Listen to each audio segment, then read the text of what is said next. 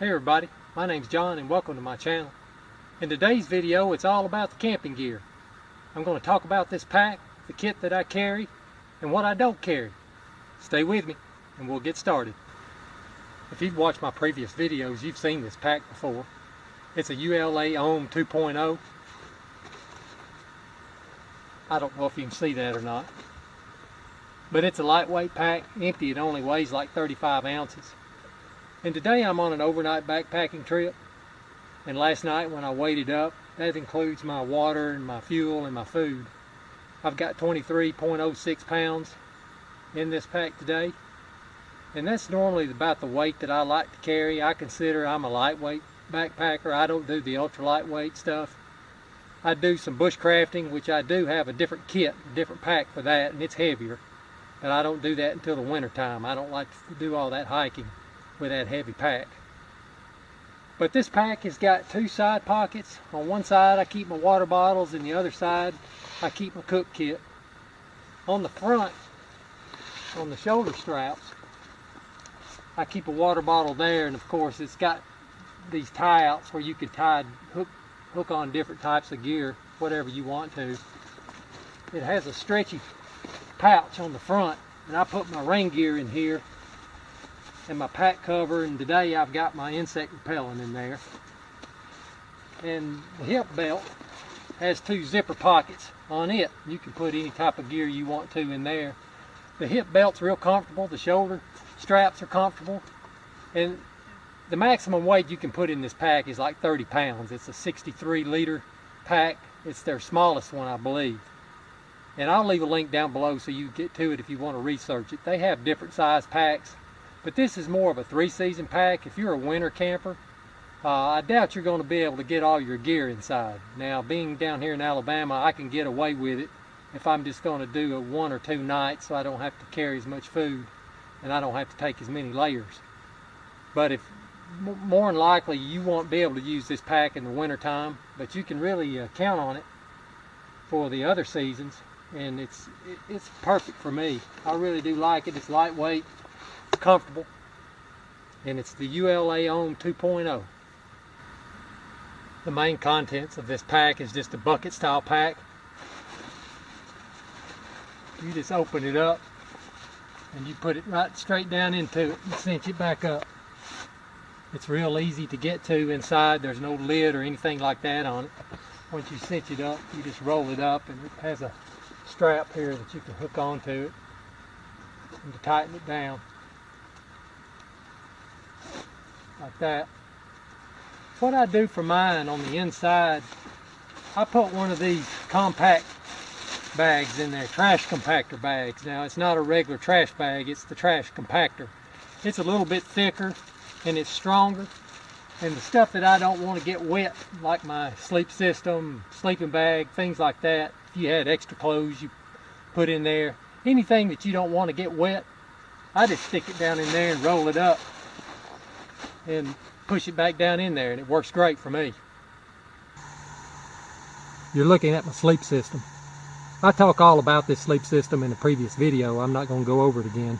But this piece of gear is different, and it's new. You haven't seen it. It's a Z-Pax 40-degree sleeping bag. It's a down bag, and it's real lightweight, and I replaced my synthetic bag with this bag because of the weight. And it zips down the middle also, and that's great when you're sleeping in a hammock, because it's hard to get in a sleeping bag if you've ever tried it in a hammock. But when you have a top quilt, it's lots easier, and I like that feature of this bag, so I can use it as a sleeping bag. If I zip it up or if I unzip it, I can use it as a top quilt, and I like that about it. This is my food bag and cook kit. My food bag is an Ursack. I'll do another video on that sometime. But my cook kit is a Snow Peak set, and I've got a mug and a pot and a skillet. It's a lid for the pot, or it can be a skillet, either one. And I have a spork. And my stove is this Snow Peak stove, and I keep matches and a Bic lighter. And I put this towel in there just to keep things from rattling around, plus I also clean my pots up with it. And these are just Velcro straps that I use to tie the lid down. And it's real neat because everything will nest together. This fuel container, a nest inside the mug, and that'll nest inside the pot, and I can put everything in there. And I really do like this set because it's real lightweight, and it just nests all together, and I can put everything inside.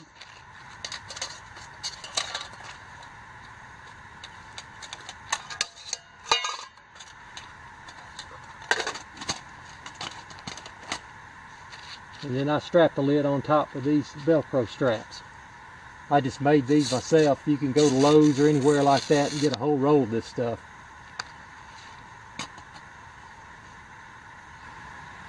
This is my water filtration system. You saw this on a previous video. It's the Sawyer Mini Squeeze. And I use this smart water bottle to back flush the filter. I don't carry that syringe with me. It's real easy to do. If you get one of these smart water bottles, it's got that tip on it. It'll fit right over the end, and you can back flush it. And you don't have to carry around that syringe. It's just extra weight and it's extra bulk, and that works just fine because I use that smart water bottle to carry my water in anyway. I always carry these items. I have my Hygiene Kit, and I always bring a pair of leather gloves. I use those for around camp, doing camp chores. I pick up around my sleep system limbs and pine cones and things that I might trip over. I use them to push my stakes down into the ground and to dig my cat holes. I also use the gloves, and there's my cat hole trowel. It's real lightweight, and it's made out of aluminum, but you kind of need gloves to use it or you'd scratch your hands up. And then I always have a headlamp, and I bring a pocket knife and an extra set of batteries and some reading material. Last but not least are my two favorite pieces of gear, my Thermarest seat pad and my pack towel. I use that seat pad for everything. I sit on it, I kneel on it, I put it between my knees when I'm in my hammock, sleeping on my side. I also use it in the foot box of my hammock for insulation purposes during the winter time. And the pack towel, I use that to most of the time. I just tie my head up with it. I wipe sweat with it. I use it, dip it in the creek. I wash with it. Just multiple uses. These are my two favorite pieces. I forgot to mention that ground pad you saw when I was displaying my other kit items.